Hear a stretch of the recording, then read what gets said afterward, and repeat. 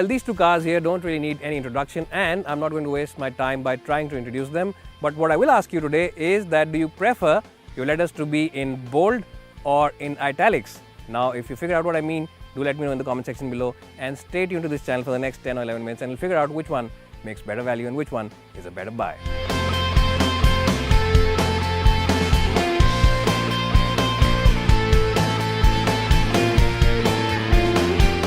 Well, let's start talking about the back seat first, because that is an area of key interest for a lot of mid-size sedan buyers. And I'm inside the Verna, and as you can see, headroom is quite okay for someone who is my height, which is 5'10" for reference. So someone who's about 6'1" or 6'2" should be quite okay. Knee also is just about decent. It's not the best, but it is decent. There is place below the front seats where I can stretch my feet. Now, this car can accommodate 3 people at the back, but the middle seat is slightly raised up, so whoever sitting here will be more comfortable than the passenger in the middle. On the plus side, the floor panel is almost completely flat. You also get your own AC vents, and you also get a charging point for your mobile phone, and you also get a good view of that very stylish dashboard up ahead. So let's jump in the front seat and figure out how good they are. Well, a lot of motoring journalists use the term game changer very loosely these days, but when it comes to the Hyundai Verna, it truly is a game changer when it comes to the features list. Now, this car comes with a long list of features including cruise control, automatic headlamps, a sunroof, as well as sat-nav options. But the biggest improvement over the old Verna are the front seats, because they are now air-cooled on the top-end version, and it is a feature that you will truly appreciate when you're driving around in Delhi or in any other area when the temperature outside is 40 degrees. It really is a game-changing feature.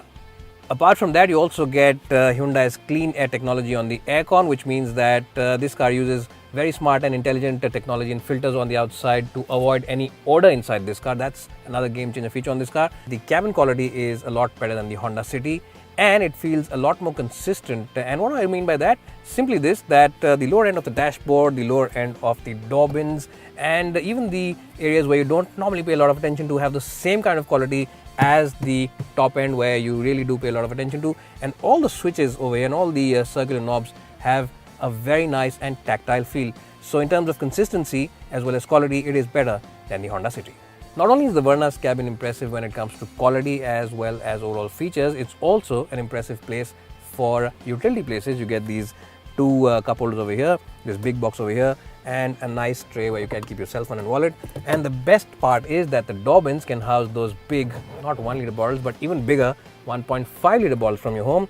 And you can keep the bottle over here in the glove box, because the glove box, remember, is air cooled. Well, if you prefer to be chauffeur driven all day long, then there is absolutely no contest here. The Honda City is the better car. Knee room is massive, headroom also is pretty good, and let me just remind you that my height for reference is 5'10", and I always adjust the front seat for my height and my driving position, and knee room really is more than adequate. Now, just like the Hyundai Verna, the middle part of the seat is slightly raised, but that should not be too much of an issue, because you get plenty of knee room over here, and the AC unit also is pretty far off, so there is place for the feet of the person who's sitting over here in the middle. Now, let me also tell you that these seats are slightly better in terms of overall comfort, because the support for the lower back is slightly better. Under thigh support is also slightly ahead, and the hip and knee angle is also better, because you don't sit as low inside the Honda City as you do in the Verna. So clearly, the City is the winner when it comes to overall back seat comfort. The Verna in isolation is good, but yes, in comparison to the City, it isn't as impressive. In terms of overall features list, the Honda City isn't that far behind the Hyundai Verna. You get cruise control, you get automatic headlamps, you also get automatic wiper on this car, and you also get this nice touchscreen for the AC unit. It is of course a magnet for fingerprints, but that's quite okay because it is a unique feature. What you don't get on this car is of course front cool seats, but that said, these seats are a lot more comfortable than the ones on the Hyundai Verna. These seats offer you better support for your under thighs, and the support for the lower back also feels more generous inside the Honda City. So in terms of comfort, these seats are slightly better, but yes, of course they miss out on that unique air-cooled feature. In terms of practicality, both these cars are neck and neck. You get the same amount of places over here, and the door bins also are large enough to house those big bottles. Well, so on paper, the Verna's boot is ever so slightly behind the Honda City when it comes to overall liter capacity, but in real world conditions, this is all the boot that you will ever really need. It's a deep boot. It's also a very wide boot, which means that if you have that big luggage piece to load into it, it should not be an issue. There is a bit of a loading lip, but that's also present on the Honda City, so it's really neck and neck over there. The only issue is that the aperture isn't very big. So if you have a big geyser to load into this car, or maybe an AC unit with its packing, then that might be a slight issue. But to be honest, if you are driving around a Verna, why would you want to spoil the boot with that geyser in it? That's something to think about. Well, so I just mentioned both these cars are very similar in terms of overall luggage carrying capacity, but what you will appreciate about the Honda City is that it has a slightly wider aperture to load in those big boxes, so it's going to be easier for those big and heavy boxes to get inside this car. The lip over here is similar to the Hyundai Verna, so it's really neck and neck. So overall, who wins the battle of the boot? No one, it is a tie. Now, just like the Honda City, the Verna also comes with two engine options. There is of course a 1.6 diesel and a 1.6 petrol, and both of them make a little more than 120 bhp, which is more powerful than both the petrol and diesel on the Honda City. Now, which one will I choose on the Verna? Undoubtedly, it has to be the CRDI diesel engine, because not only is it huge in terms of fuel efficiency, it's also phenomenally refined. Yes, Hyundai engines are phenomenal when it comes to refinement, and the CRDI unit on the Verna is no different. Now, even from cold, when you start off from cold, the Verna's engine does not display too much of clatter. There is a little bit of diesel clatter, but it's not overtly clattery. So that's something which is very nice.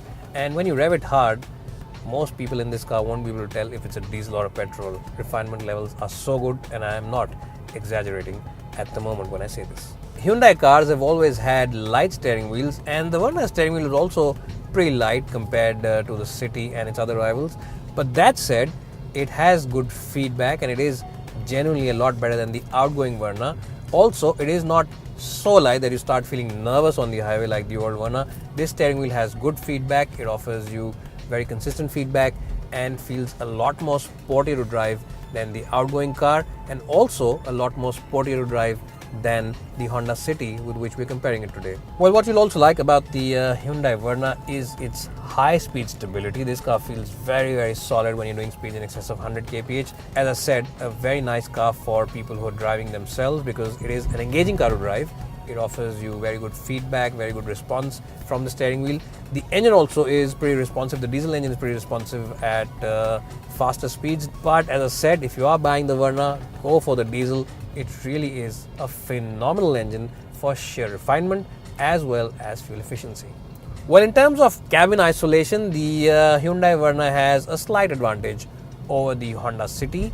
It does feel better insulated from the engine noise, the tire noise, as well as the road noises. So which one will I choose if I have to be doing a lot of Delhi Chandigarh trips or Mumbai Pune trips? Well, to be honest, both these cars are nearly identical for highway use. The advantage that the Verna has is that it gets these cooled seats, and that's something that is very positive, because on a hot summer day you'll really appreciate the cool seats on this car.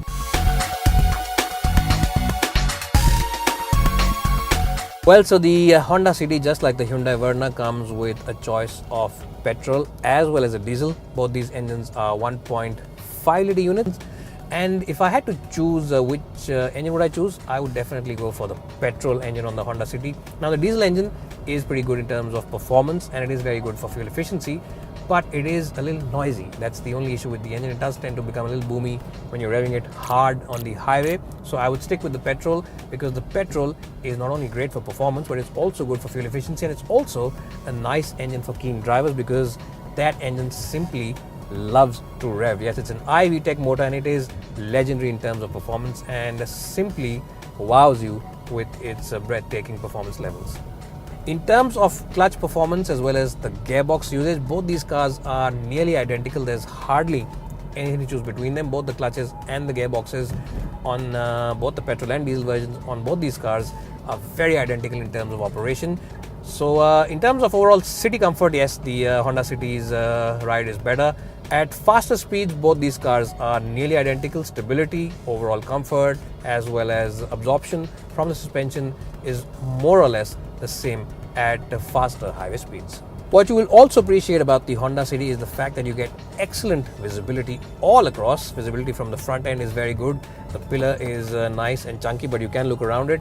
The big rear view mirror gives you a very good depth of field, and visibility at the back also is good, and the visibility is something that you'll truly appreciate when you're driving this car in the city, and especially when you have to park it into a tight space. Yes, you do get reverse parking cameras on the top end version, but for people who are buying the lower end versions, visibility will be something that they will truly appreciate.